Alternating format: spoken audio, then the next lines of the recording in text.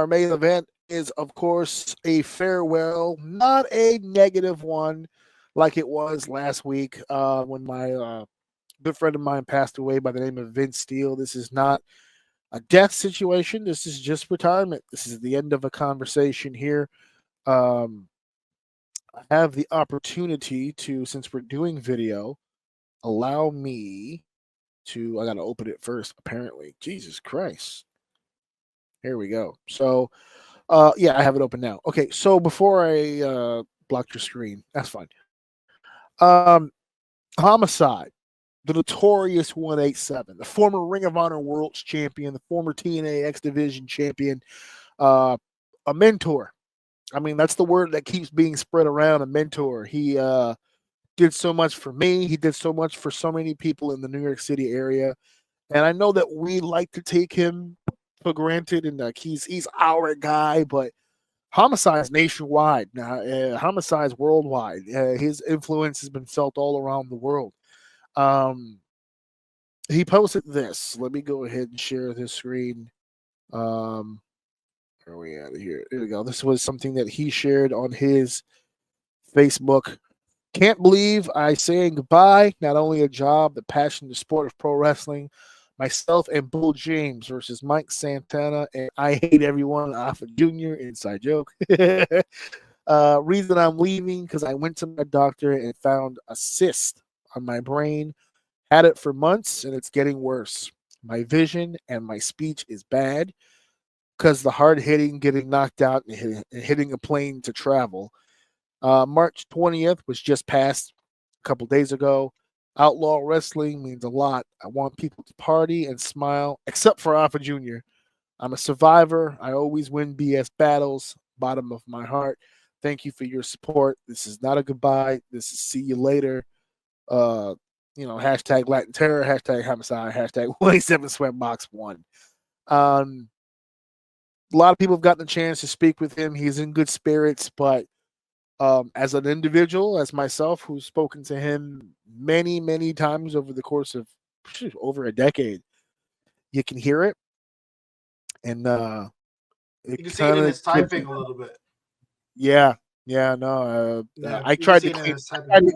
I tried to clean that up a little bit. You can actually hear it in his verbiage too when he's talking to you. He's you can kind of see it, and it just sucks that's. I always knew that the retiring was coming soon. We always had that conversation. I think he's currently what was that picture? He said what 32 years. We went to his 25th anniversary. They did 25 years of Homicide. They had a whole tribute show for him.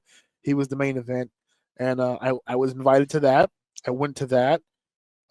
It was a great show. It was a good time. Got a chance to be back. I wasn't booked on the show or anything, but I got invited to come out, and I did. And I got a chance to be in the back, which was also very cool because I got invited to the show, but as a show of support, I still bought a ticket. So I was amongst the crowd. And throughout the course of the show, wrestlers, they're coming in and out, got to use the bathroom, got to get a bite to eat, whatever the fucking case, sell some gimmicks. And I want to say it was Danny DeMonto. I can't remember specifically who it was. They bumped into me. We started talking, and they were like, "Have you been in the back yet?" I was like, "No, I haven't gone in the back. I bought a ticket to get in here. I'm not going in the back." And they were like, "Bro, there's beers back here. We have to go in the back." I was like, "Well, if there's beers back there, sure." You convinced me. Well, I was humble. You pushed me, so yeah. I was trying to do the right thing, bro. But okay, whatever it is, I go in the back. First person that sees me is Homicide. Daps me up, gives me a hug. Thanks for coming. Blah blah blah. He's the one who got me the beer. He's like, "Oh, hey." I was like, "Oh, if you're gonna twist my arm, oh, good. And the whole locker room is filled with people that I know that I've worked with for years. I understand why they brought me in. I'm a part of the team. I get it, or at least I have been over the years. So it was just a fun time. It was nice. It was cool. I thought after talking to him that night that the retirement was like right there. Not at that show particularly, but now we're at 25 years. It's right around the corner. I can't keep doing this shit forever. But then he got the NWA gig where he was coaching there and he was helping out talent there, develop talent, I should say. Then he had the AEW shots where he was showing up for AEW television. a couple of Ring of Honor deals. He was still making waves as a wrestler. It's hard to walk away when you're still like, and the way he's respected. He walks into any locker room in America, and he's one of the most respected guys in that room, regardless.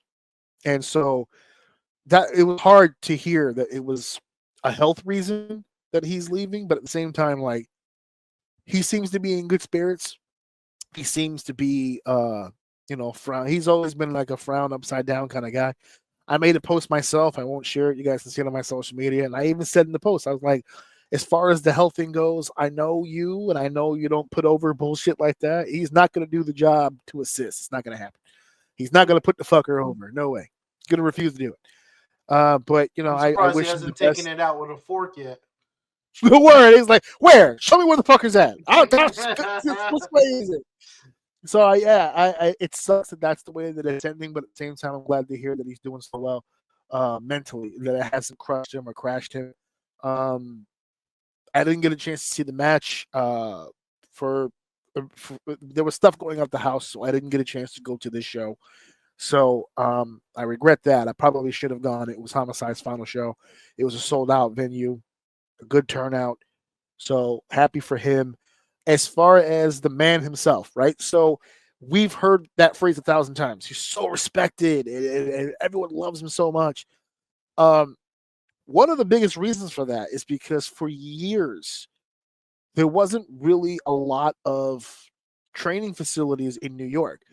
When we lived in Jersey in the late 90s, that's when I really wanted to start my career in wrestling. I wanted to go to a wrestling school, and there weren't many.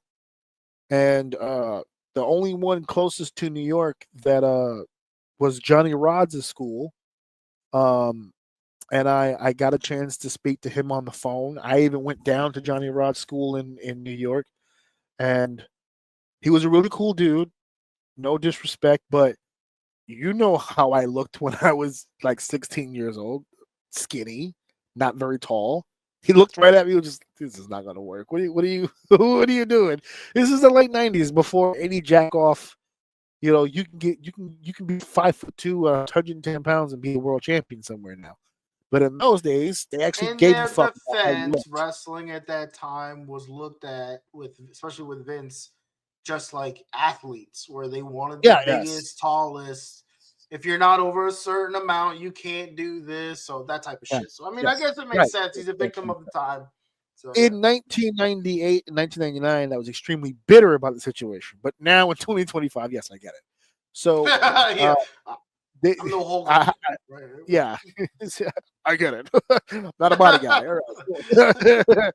So I didn't know though, because the only thing that I was pitched. I mean, what did we have? Lycos at the time, SGs. Where are we finding these wrestling schools? It's not like now where you can just open one up all willy nilly. They didn't have many. I didn't know at the time that down in Brooklyn there was a school called the Doghouse. One of the head trainers there was Homicide. He was one of the head trainers there, and he trained a whole generation of guys that we ended up seeing just bust all kinds of ass throughout the industry. He was the head trainer there. That's where his legacy sort of started, because it wasn't just a guy who was nasty at it himself. He was helping other New Yorkers get nasty at it. He was kind of breeding a new underground kind of swell of talent that we all know today as the legends of New York. And I have had my opportunities to train and to work underneath all of them. But that's where his legacy started. When I went north from Jersey, and Johnny Rod's basically told me absolutely not. The other option that they had given me was, why don't you go the other way? Instead of New York, why don't you train in Philly? Because they have the CZW Academy. And that was, even though Philly was closer to where we were, it was still kind of deep for me at the time. So I was like, I'm not going to go all the way to Philly. Fuck it. So I just waited it out. I ended up training much later. But that's how far Homicide's kind of run starts. It's all the way back then. And then in about 2002, brand new professional wrestling company starts up in New Jersey called Ring of Honor. And the whole idea behind Ring of Honor is that we're going to take the best independent wrestling talent from as far as we can financially go. We told take local guys, but we want the best independent talent. It was supposed to kind of be like the way that it was described at the time was like the all-star game of independent talent. We're gonna take the top guys from all these other feds and we're gonna fucking pit them against each other in Ring of Honor. And we're gonna find out who the best professional wrestlers are. And you had guys like Bryan Danielson, who was great technically, and then you had guys like Christopher Daniels, who was a veteran at the time, who was a little bit more entertainment than wrestler, but could really fucking wrestle. You remember Christopher Daniels, the fucking fallen angel. They had a litany of guys that would come through, but the one guy that they had that didn't give a shit about any of that wrestling bullshit. He was a violent motherfucker, and as small as he was a scary motherfucker. People feared him, and that was Homicide. They actually used to have a little joke where they were calling ROH the Ring of Homicide for forever because he was causing all kinds of damage. He was busting motherfuckers with forks and having barbed wire matches and cutting motherfuckers up. He was a fucking dangerous son of a bitch. And the funny thing is that if you took the hardcore shit away, he was still an awesome wrestler. So like the hardcore like that shit match he had with Bryan. Yeah, Danielson. I mean, he had a great feud with Bryan Danielson, a great feud with Colt Cabana, a great feud with CM Punk, a great feud with Joe, a great feud against the Briscoes, regardless of who his partner was. Homicide would team with Joe against the Briscoes, the Rottweilers with Homicide and Low Key together, with my boy Julius. Yeah. Julius Stokes doing all that crazy shit. Oh man, what a fucking gimmick. What a fucking gimmick. What a fucking pro. And I always remembered him when I was a kid as a standout because he was so, I mean, he wasn't small, he was a grown man. But in comparison to the people that were there, he wasn't the biggest dude. But he was the one that everybody was just fucking like. Joe wasn't afraid, Low Key wasn't afraid, right? Because they were also dangerous dudes. But Homicide's reputation in wrestling was that he was a scary motherfucker and that he was legit tough. So even when he left Ring of Honor, when he would do other dates at other shows and people would cut promos about their opponents, it was always, we'll see who the best wrestler is. And well, I can't wait to face whatever they faced Homicide. The promo was almost the same. I just gotta survive. You know what I'm saying? Like this how it is. Like he like Homicide was one of those characters. He didn't give a shit if you won or lost. He just really wanted to fucking hurt you. Mm-hmm. And he got creative. I'll never forget the time that he made Colt Cabana. They did a thing where they were beating up Colt Cabana, and he put a fucking tube down Colt Cabana, like he was shoving it into his mouth, indicating that he was gonna shove it down his throat, and then he was pouring bleach into the fucking tube, and he just like, what the fuck is he doing? He's trying to poison. He can't be stopped. He's a maniac. God damn it! And that's one of the things that Homicide said in an interview recently when he made his announcement about the retirement. That gosh, I wish I had the interviewer here, and I apologize for not shouting out his name.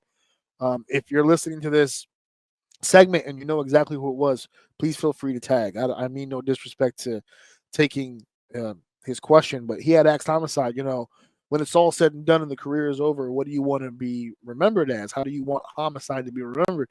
And Homicide didn't hesitate. He goes, I just want to be remembered as a badass dude. I was just a badass motherfucker. And Sir D, mission accomplished. That's an easy one. You definitely live up to the name Homicide for sure. Yeah, buddy. You were killing people. It was attempting murder every single time out, and it was so good. There was one of my favorite things of all time. It was Homicide and Punk, and they're fighting. They're fighting in the ring, and it spills to the outside. And I forget what venue it was. I think it's on YouTube too. I'm wondering if I could find it, but they're fighting in the ring, and then they're fighting into the crowd, and they start fighting into the street almost. and the cameras are following them. And I did find it. Let me see if I can fucking. Oh yeah, okay. Let me see if I'm gonna lower it down a little bit because it just blew my eardrums out. So what I didn't realize, I don't think anybody did, was unless you were in the building, they were fighting into the street. They were fighting around outside. Next door to the venue where they were having the show, there was a strip club, and they fought into the strip club. And there's a point where I think Punk knocks down Homicide, and there's some girl dancing, and he just turns to her, "You whore," or something like that. Like, let me show the clip. I found it. It's literally 20 seconds. Just hold on 1 second, and I'll play it here. They're in the strip club right here, and listen to this. Dancing? Where's the brass pole? Break out your dollar bill, Mark. No. Well, you're not going to tip They spun the wheel. Make the deal. Spin the wheel. Make the deal. Uses the pole. Hands the kick. They're going for the cover. Title change. No. Only CM Punk. What? Hey, she won't even dance. That part didn't show, but yeah, he was like he starts shimmying at the stripper or whatever, and they're trying to clear this. Looks weird, bro. I know. They start trying to clear the stage to try to get him out of there. And at one point, he goes by one of the women. They were saying something. He was like, "What?" She said, "He goes, you're a whore." And he was just Punk being Punk, but like Homicide being a part, because Homicide's not going to sit there and be outdone by anybody. That was why there used to be a thing called the Three Kings of wrestling, Three Kings of Ring of Honor. It was Joe, Punk, and Homicide. Those were the three. And they used to have knockdown dragouts all the time. It was a fun. This is what I'll give Homicide. He wants to be remembered as a badass, and completely 100%. That's mission accomplished, right? But there's one word that I've always attached to him that I think he kind of always tried to avoid, but entertainer. He was a fabulous entertainer. Like I said, if you strip away the fork and the bleach and the barbed wire and all the fucking ridiculous stuff that he was just a magician with, and you just have Homicide in the ring with an opponent, it's magic. It's every time. And the day that he won the Ring of Honor World Title, when he finally beat Bryan Danielson for the world title, and that genuine emotion he had in the ring, he starts screaming, "It's the real deal." When I tell you, all of New York felt that win. Like, just if you knew Homicide the way that a lot of people did at that time, I didn't know him at the time, but now that I know him, just how much it takes for him to get through these shows and through these matches because of just the injuries and the time that's spent and all that stuff.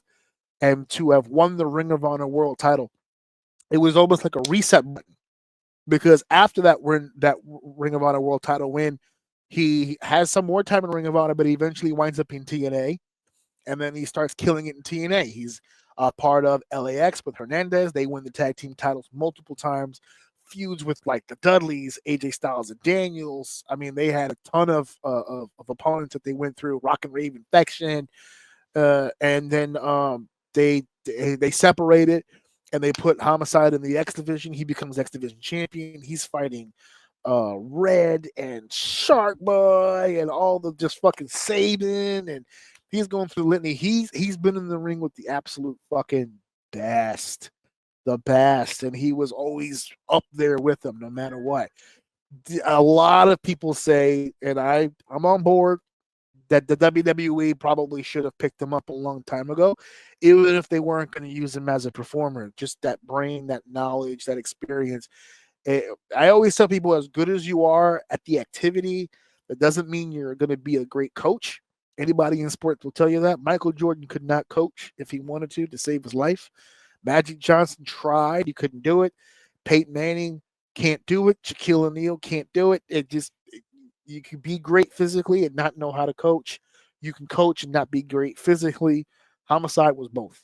Homicide can get in the ring with somebody and absolutely, positively have a great match, and then he can leave the ring and have a great discussion about how that match should go, how that match should look, what you should be doing. He's excellent at that stuff.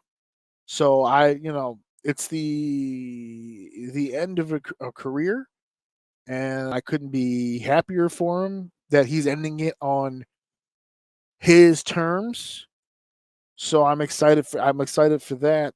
But as far as his health goes, I'll be honest, I'm a little on the nervous side, but I have faith in him and what he's capable of powering through. So happy for D, happy for Homicide, and I would have loved to have seen it end on a bigger stage, but it was in Brooklyn. It was with people that he's close to, so to him that was his picture ending. So tip of the cap. The way that he wanted it. So exactly. Hold on. Tip of the cap, sir, to you.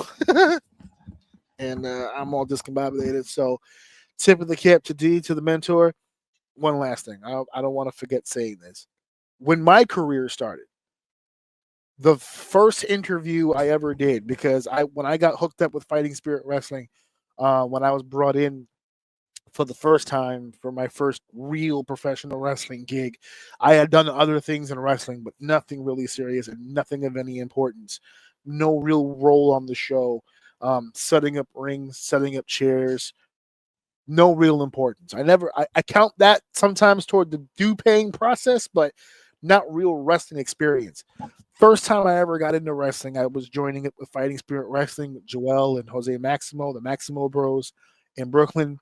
And they had brought me in to be an on-air personality, interviewer, commentator, ring announcer, whatever, non-wrestling talent. And the very first thing that I did in wrestling was interview Homicide.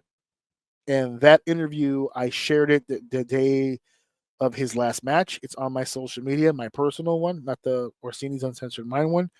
It's not the best interview in the world, but it is a very cool one for me because it was the first time ever that I had ever done a pro wrestling interview before. And he was so cool about it. And he even told me before we did it, I'm not really good with like scripts and da da da da. I just like to talk about whatever it is that's going on in my head. So just, ask me whatever it is you're gonna ask me, and then I'm just gonna go. And I'm like, I don't know no fucking better. I don't know what the fuck am I gonna ask you. All right, so that was the first time we had ever met. We met 1,000 times after that. He pushed for me to be more vocal within FSW. I've seen him. I saw him be a big advocate of mine when it comes to speaking. He liked the way that I spoke. The very first in-ring thing that I ever did was in a promo with Gilbert, who was the WWC, the Puerto Rico heavyweight champion, Shane Douglas, Sammy Callahan, and Homicide. And the only reason that I got that opportunity to be a part of that promo was because of Homicide. He was the one that was for me to be more of a representative of the company. So first promo I've ever had to cut in the wrestling business in my entire life had 4 legends in it. Pressure, but not for me because I'm the best. So I did my thing. After that, as a matter of fact, it was that promo where I felt like to him, I kind of validated his advocating for me because when that promo was over and I had set everything up the way that I did with no help from anybody, they were just like, try to make this make sense and do this with the 4 people and okay. So I just went into my wrestling vault and picked out something that I maybe remembered from years ago on TV and used it in this promo in my own way, and it hit, and everybody was just like, yes, good, perfect setup. Even Shane Douglas, when it was over, good shit. I was like, that was my first promo ever. He was just like, get the fuck out of here, for real. So Homicide was like really big. So like after that, even when I left Fighting Spirit, it's funny you saying that because I distinctively remember you doing your wrestling stuff. Like it was just you doing your wrestling stuff, right? Like it's whatever. It's not you're just doing your thing. And I just remember out of nowhere getting a text message, and that text message was an image of a phone number, which was Homicide's phone number. And I'm like, yeah, like the Homicide? Like, Yeah. Like you. Oh, so you actually talking to real people now? Yeah. Like that's my first memory of before you started meeting like the Shanes and all that stuff, and you started talking to like more and more people. That's I did that a few times. But that's my first. I don't know. I'm not even saying that's the first time. I'm just saying that's my first memory of. Yeah. Oh, he's not talking to his friends anymore. He's talking to like people that actually do this now. So I always remember that moment of you sending a screenshot like, dog, look who's not. Like, this is I crazy. think I also, if I remember research correct, I also sent you guys Abyss, and I think I also sent you Rey Mysterio, because that was big for me. When I got Rey Mysterio's phone number, I was nervous because I don't want my phone stolen now. Like if I was to lose my phone, if I lose my phone, someone now has Rey Mysterio's personal phone number on my fucking phone. And if they call it, it's gonna be from my phone, so that he knows that I'm the one that lost the phone. Yeah, it was too much shit. So get out. Nah, you're not cool no more. But yeah, he was a big advocate for me, very much so. When I started promoting in Texas, he was one of the first guys that was like, "Hey, if you ever need me, I'll go down. I got miles." That's what he told me. He goes, "You don't even have to pay for my flight. I got miles. Just we'll work out the fee or whatever. But if you need a main event guy, I'll come down there and do some shit for you." We cut a promo for it. I never got a chance to ever fucking use it. I have a promo video. I should post that now that I'm thinking about it, because that would be pretty cool to share. But I have a video that me and him did together, hyping up his appearance at Red River Pro Wrestling. It never ended up happening, but we got ahead of it just in case we could make it happen. He wanted to put something together about him going to Texas, and he would make a joke. He doesn't even have to pay a hotel. I'm gonna sleep at Hernandez's house and all kinds of shit. He was a really cool dude, man. And it sucks that he's retiring, but at the same time, it's cool that he's retiring in his own way. So hey, man, this is more of like it's like the Triple H deal, dude. I'd rather him not than him not be here. So let him focus on that. Let him focus on that. He's going out the way that he wants. He was able to bow out, and hopefully he comes back with good news, making an appearance, making announcements, saying he's feeling good. So let's just keep the energy positive. Fuck it. There you go. You know what I mean? Put his boots down on the ring and leave that fucking man alone. Let him get healthy. He's a good dude, man, and I wish him the best.